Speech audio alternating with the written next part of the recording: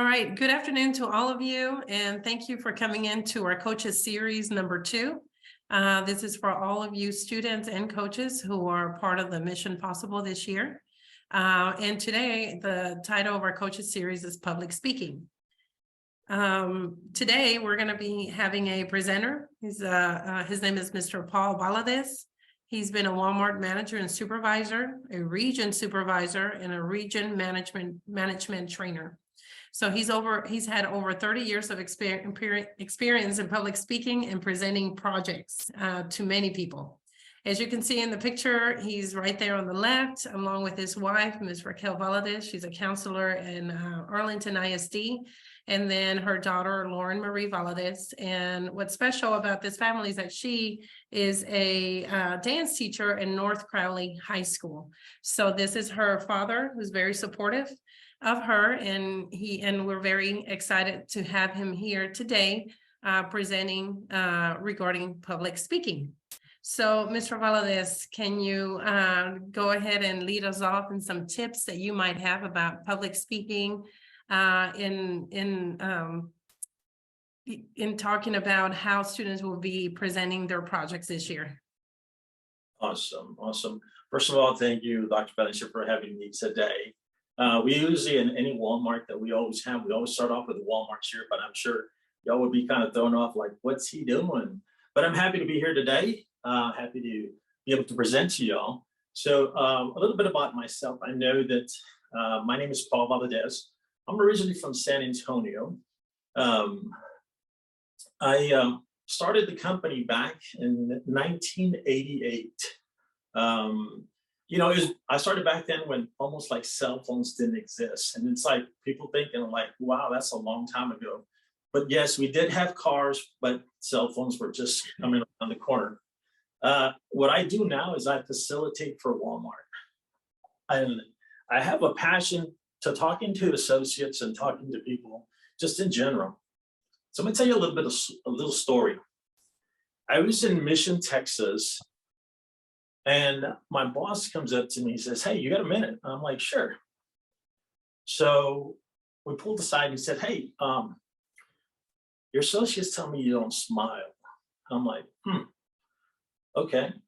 I really didn't think too much of it. So I was like, all right, cool. Tomorrow I'm going to continue and I'm going to change the way. So I went forward a couple of years. I was in Vermont. I was running a store in Vermont, and my boss comes in and he goes, hey, you got a minute? I'm like, sure. And he goes, your associates tell me you don't smile. I was like, wait a minute, this is the second time in my life that I've heard this. There's something there. But again, to me, it was just water under the bridge. I just kept on going. Several years later, I'm running a store in Lancaster, California. I was riding the waves in California. I was riding high. My sales were great. Associates were. My boss comes in and says, you got a minute? And I'm like, sure. And he goes, your associates tell me you don't smile. That's when it hit me. It hit me. I was like, wait a minute. These guys know each other. They called each other to tell me this. But it wasn't until I got home and I saw the man in the mirror. It was the man in the mirror that needed to change. I needed to change, no one else. In order for me to grow, I had to change myself. And what I mean by change is like my best book growing up was a picture book. I avoided reading everywhere I went. I didn't want to read. But in order for me to grow and help others in life, I had to do that. I had to face my biggest fears, standing in front of a crowd, talking to people. So I started reading. Then I had the opportunity to come into an academy. Now, I've I've worn many hats with the company. I've been store manager. I've worked in regionals. I've even shot commercials when we were opening stores in Mexico and Puerto Rico in Spanish. So I do know Spanish. So, but it was the opportunities they gave me, but I needed to grow myself in order to help others. There's no way that I could help others in doing that. So it's just, to me, that is what made the difference. Because in life, it's not about what you do for yourself. It's about what you do for others. It's how you're measured. So I'm gonna give you some tips as far as speaking in public. Tip number one, know your audience. Know who you're talking to. Get familiar as far as what you're coming across. Is it appealing to them? And what's the end result? Number two, form an outline of the story. You want to have the beginning, the middle, and the end of the story. At Walmart, we call it an SBI, the situation, the behavior, and the impact. The situation is I have a group of students that want to learn to speak in public. The impact, the behavior is, what am I going to do in order for them to understand how we able to stand there and talk to people in public? And then the impact on you, on them, on the business, on your community. So we call that the situation, the behavior, and the impact. If you have those lines up, drawn out when you're presenting, you'll have a great outcome. Number three, tell a story that relates to the contents. That way you get that attention of that crowd. But along with telling that story is be yourself. Being yourself, people will find out, and people will be able to tell if you're really speaking with your heart. Lastly, but most importantly, is to pay it forward. Someone took the time to sit with me and help me and guide me to do the things that I am. And it's my responsibility to continue to pay it forward. And that's why I stand here today, because I have a responsibility to you and everyone that I associate with, that I need to continue to pay it forward, to grow people. So I definitely appreciate y'all giving me that time and opportunity to be here today. A couple of fun facts for some of you that maybe go out to a Walmart, and I'm sure most of y'all have been into a Walmart. Our number one item in the company is bananas. So if you ever go to the store with your mom saying, hey mom, that's Walmart's number one item, she'd be like, how did you know that? Someone told me. In New York, their number one item in New York is Cheerios. In New York, we sell more Cheerios in, I can't even pronounce that, Cheerios in New York.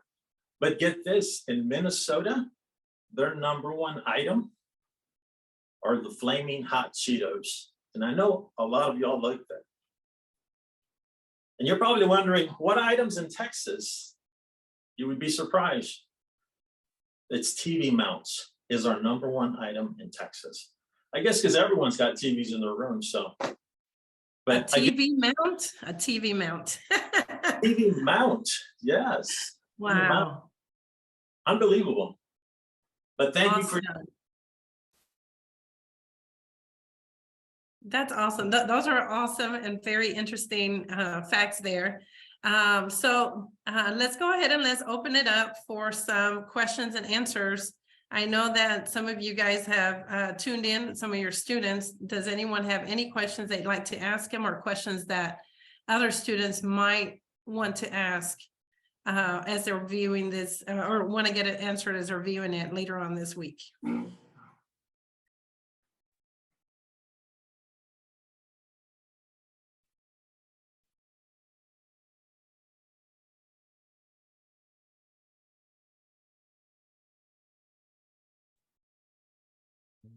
I have a general question. Okay. I'll ask this for the recording part of it.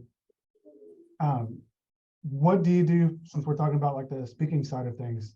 how do you handle walking into a room? Because what happens with this competition is the students, the way the competition works is the students will be given about 15 minutes to get a quick biography about who's going to be the judges in their room. And the purpose of that is to use that quick biography to make a connection with that panel of judges. So the idea is, if I'm if I walk into you with you being your position, if I have a really great idea and I see you in the hallway, I got about 5-10 minutes to really pitch my idea to you. So trying to build that connection of what that idea is and try to make it relatable and get you excited about it. What would be some advice for these students that are going to be walking into a room? So they get that quick little bio about their judges, they have their presentation. Not only do they have these 5 judges that are watching them that they got to do this presentation to, but also they have to relate their background into whatever idea that they are going to be pitching for their presentation. Great question, great question. You know, Longest question ever, I'm sure. I'm sorry. So I bet it was the longest question ever. Well, I was trying to analyze and break it down, but you know, I will tell you that I've been in a panel before, and one of the things that I definitely always express is just be yourself, be genuine, and have a passion about what you're doing. As a judge myself, I don't judge them because I want them to sell me something. I want to buy something from them. If they have that heart on what they believe, that's what matters the most. If you understand where I'm coming from, that point, to sell maybe look at my bio. I'm a Native American myself. I'm 57% Native American, and I'm an outdoor person. If you're going to say, I am going to build a highway that is going to help people save time and live better, even though that highway might have took some land, to me, it was about what we did for others. But if you turn around and say, we're going to regenerate this property to be sustainable, to take care of our creatures, I am going to be for it too. But as long as I know that you have a passion of it and that you've done your work on that study and what it means to you, that's what matters the most to me. Awesome. So we had a couple of questions pop into the chat. So one question is, what would you say to a student in regards to eye contact when presenting? That's another good question. Now, there's things to take into consideration because there are some, how would I say, ethnicity or race that might not be appropriate to look at people directly in the eye. Just maybe directly look at their face. That might be more appropriate to do that. You know, something I heard a while back on that is enough time to recognize the colors of their eyes. Someone said that, like when you go on introducing yourself, if you know, like with shaking hands, things like that, if you can put enough focus where you can pick up their eye colors, then that's a good little barrier or time segue. Another question, this is from a student. How do you tell a story? Story could be based on the contents you're trying to cover. The story could be something that you experienced along in your life. The story could be something that your parents might have told you. Whatever the contents that you're trying to get across, tie it in together to get that message across. When I facilitate the contents, let's say I am facilitating culture, diversity, equity, and inclusion. I bring up that I am 57% Native American. And as myself being Native American and being the minority in a place, to me, it's more important what I do for others. So relating that to the story, to the contents, really helps to land a lesson.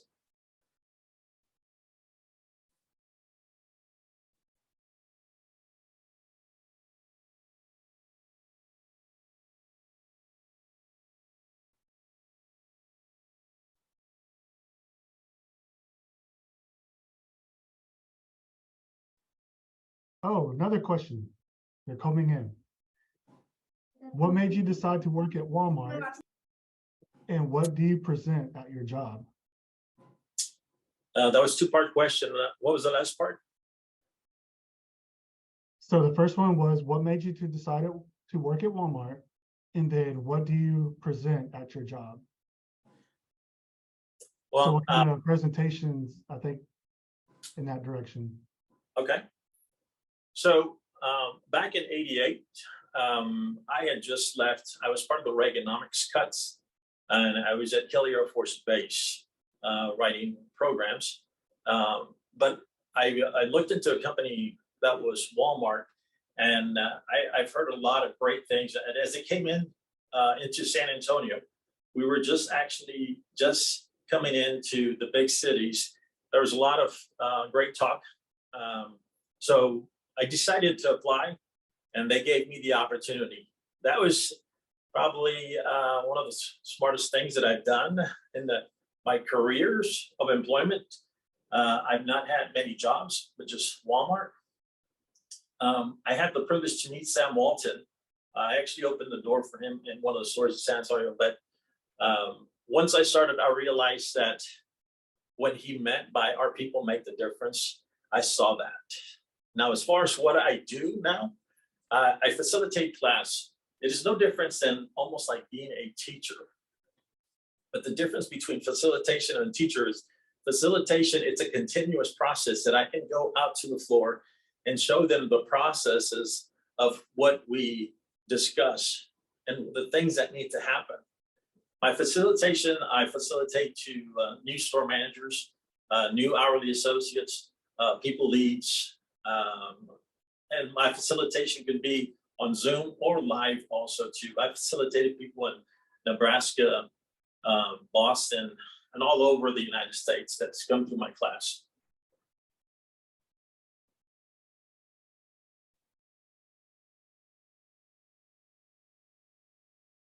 I have a question that was texted to me. It says, let me see.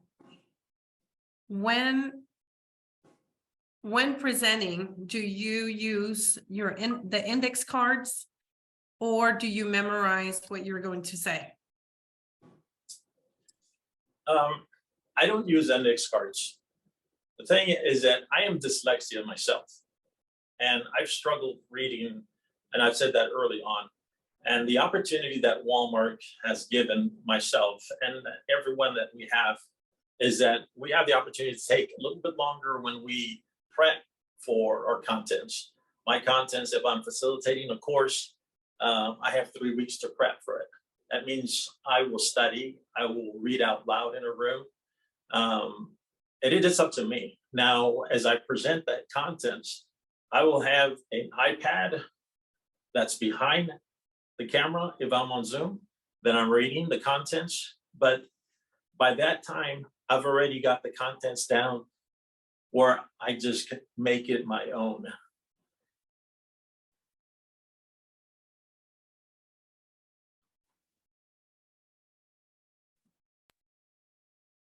One of my students had a question. Oh, sorry, Dr. Lindsay. Oh, no, go ahead. One of my students had a question, which I think is a good one. And I put it in the chat, but I'm not sure if anybody's seen it, but I'm pretty confident. I am a pretty confident student, but I lose it when I talk in front of people. What can I do to keep that confidence? To keep that confidence isn't to know that no one is perfect. Mm-hmm. We're going to make mistakes in our lives, and understand that it's okay to make a mistake. And when you've done that, then you'll learn by those mistakes. That confidence will start building up. Mm-hmm. It was difficult for myself to start facilitating and reading in front of a crowd because I avoided that. Yeah. But now that I've learned by those mistakes, and usually when I start my presentation, I will let everyone know in my class that this is a safe zone, that we're not all perfect, and it's okay. We're going to mess up, but we're all going to learn by our mistakes. Great. Thank you so much. I have I have a specialist who just texted and she wanted to know this. She's heard it both ways. Do you acknowledge that you're nervous when you first begin and say, I'm nervous today, but here I go? Or do you not acknowledge it and just continue on? Well, you know, myself breaking that ice to acknowledge that where I struggled and what I did. And it's okay that I might reach something that you and I are looking at that contents and say, that's not what he said, or that's not the word. It's okay. I'll go back and I'll reread it again because I let them know, you know, it's okay. I know I am going to face that, but it's okay.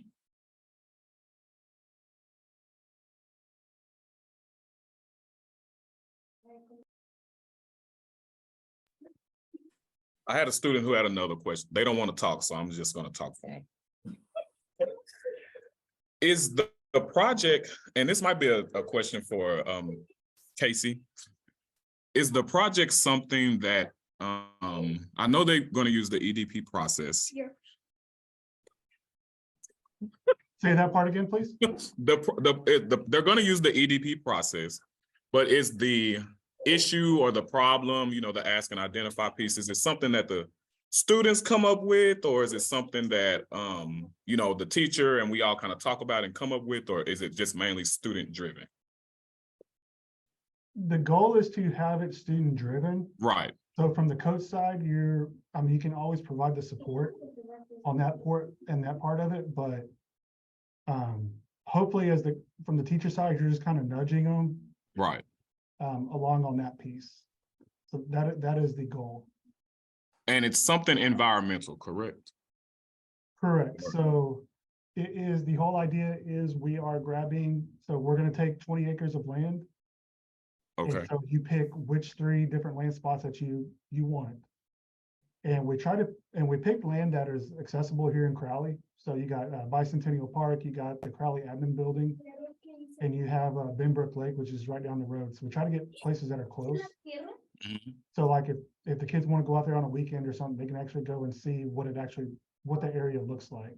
Okay. Just kind of, it's just an example. So we didn't want them to go look at Google Earth and be like, hey, this is what it looks like on Google Earth, and build it based off of that. So we're hoping Gotcha. to kind of get out there and see it, but based off of that, they're going to take that piece of land as an example, and that's what's going to be developed. But they also have to pick that endangered species. So it could be a plant, it could be an animal, it could be both.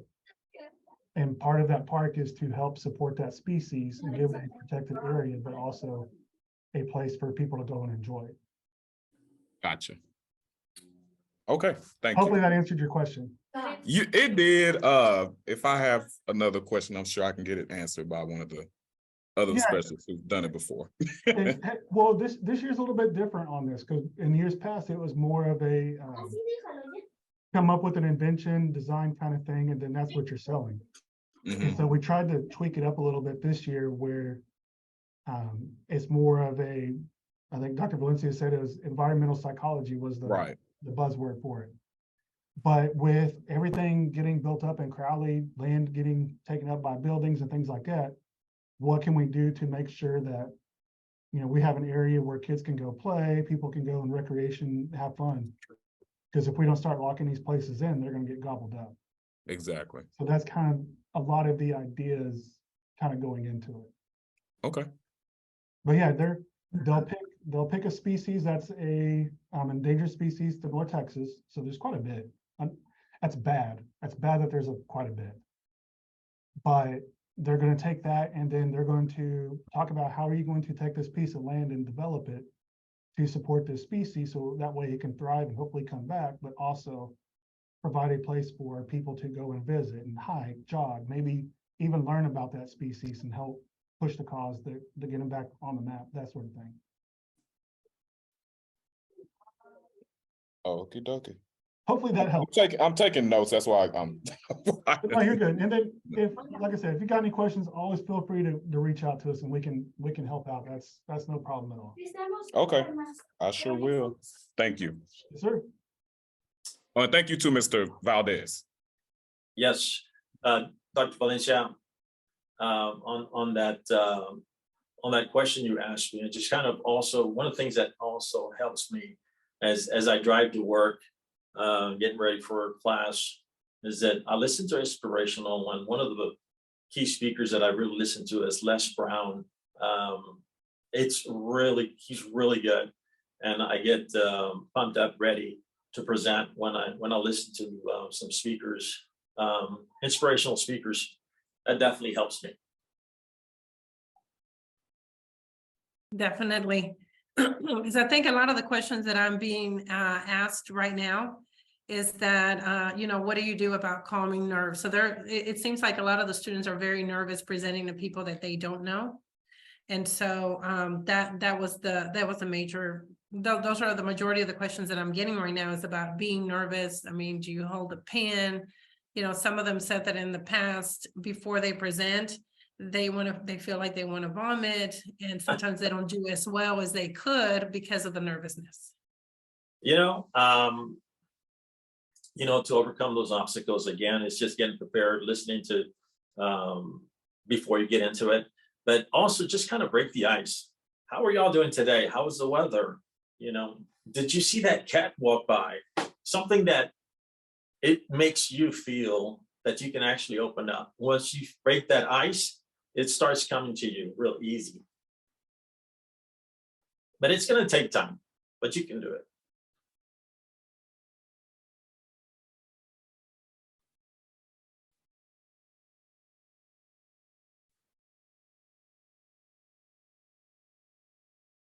So yeah, just like what you're saying, it's like a lot of questions are about the confidence.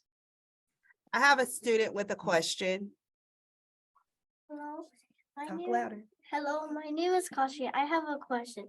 How do you be confident like in a crowd, like in competitions and stuff like that? Like sometimes you can get nervous, and how do you get confident? That's a great question. And I would tell you is get to know your peers. Know your peers and support them. And when you support them, they support you. You start to build that confidence. But you have to build that nucleus of a team that help and support each other. And when you do that, you win together and everyone starts to build each other. And that confidence starts to come into play. Thank you. Yes. That's a great question.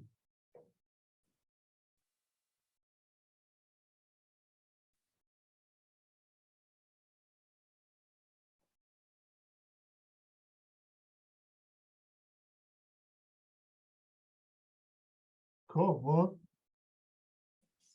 any more questions?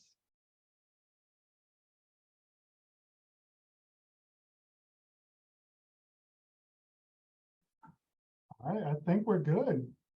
Ms. Valdez, we appreciate you jumping on with us. I think we got it quite a bit. I know I was listening in and getting some like, okay, yeah, I need to take some notes on some of that stuff too. So that was always great. So kiddos, We had one more question. Sorry to interrupt.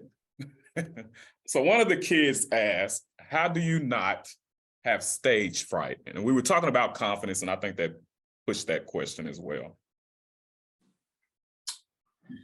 That's really good. I try to talk about breathing exercises, or something. Yeah, I guess everyone has their, different methods. Maybe some people count. I've known that some people count their fingers, 1, 2, 3, 4, 5, 6, 7, 8, 9, 10, and they breathe.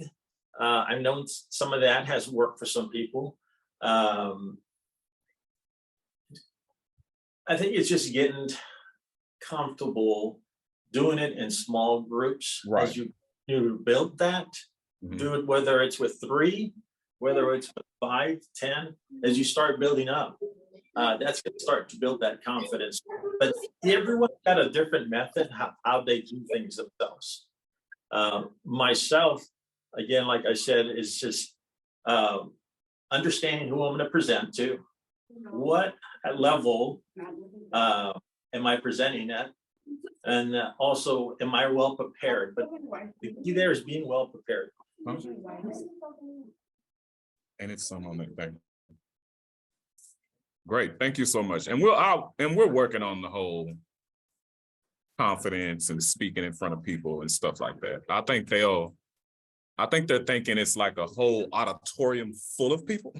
I'm trying to convince them that it's not going to be so many of that capacity of people, but It's going to be in one of the rooms at the CTE building. And Right. Mr. Valadez, you're more than welcome to be one of our judges if you'd like.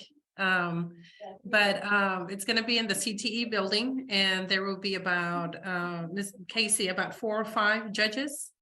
And they're coming in from the real world, so they're coming in from hopefully people from the world of the zoo, conservationists. There's some engineers that will be there. We're working on getting some landscaping engineers who will also be there to kind of judge. So they'll be looking at your projects and asking you questions, but for the most part, you will be the one presenting using the engineering design process. And so then they will be looking at everything that you're saying. So it's not an auditorium full, but yeah, it is about 4 to 5 judges that will be there. yeah, that sounds good. And you're I think that also, eased some of their minds as well. Yeah. And I think at that level there is building that confidence, whether they do it with their folks, whether they do it at school, it's just to start getting comfortable, but always be ready for feedback. Feedback is very important. That's going to help you grow. something else that's pretty cool, and this, I'll plug this for what my position is. Microsoft has a presentation or a guide where you can actually go through and you can use it to practice your presentation. And notice how I just said the word that was by accident, but it will go through and it will pick up your pace. It'll pick up your pauses. It'll pick up how many filler words you're using. And so that's a good, it'll also kind of time it out, because this is a time presentation where you have a certain amount of time. You got, I believe, up to 10 minutes to do your presentation. So you can go through, practice it, and you can get that feedback at the end. You'll see how much time you've been spending on each slide, that sort of thing. So Microsoft PowerPoint has a good little tool that can help out with that side of it as well. All right, so to go ahead and let's, part of the PowerPoint, I think I'm going to, the 10 things that Mr. Valadez was talking about, I kind of put them in as he was talking. So one of the first things, let me see if it'll go through. There it is, no. So he was saying, write it out, maybe create an outline of your speech to organize your content. He also talked about practicing. The more you practice, the better you will be. He also talked about, or we just talked about, recording yourself and presenting yourself with confidence. Always preparing for the worst, and Mr. Valadez talked a little bit about that. And one thing that I didn't hear him say, but I heard somebody else say, is maybe tour the space beforehand or start thinking about who's going to be in front of you. So there's going to be about 4 to 5 people.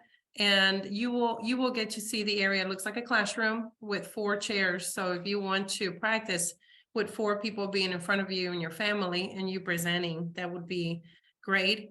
Smiling. Mr. Valadez talked about smiles and how important that is, and getting your audience invested, maybe with a story.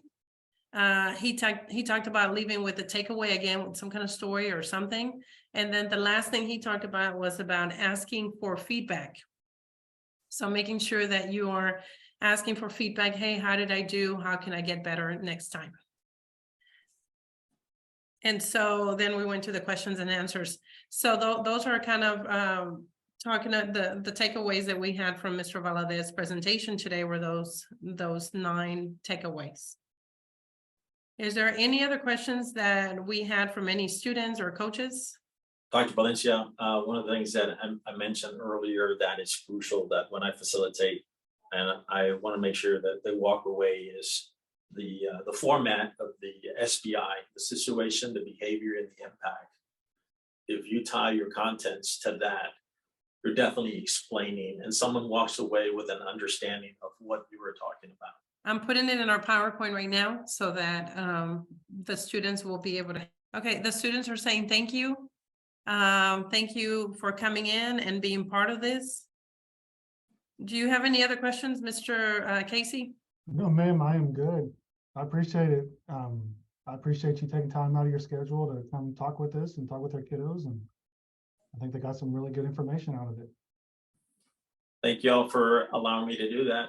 Definitely excited, and hopefully I'll see you all in some of those Walmart stores. And I definitely will take you up, Dr. Valencia, on helping further in this program.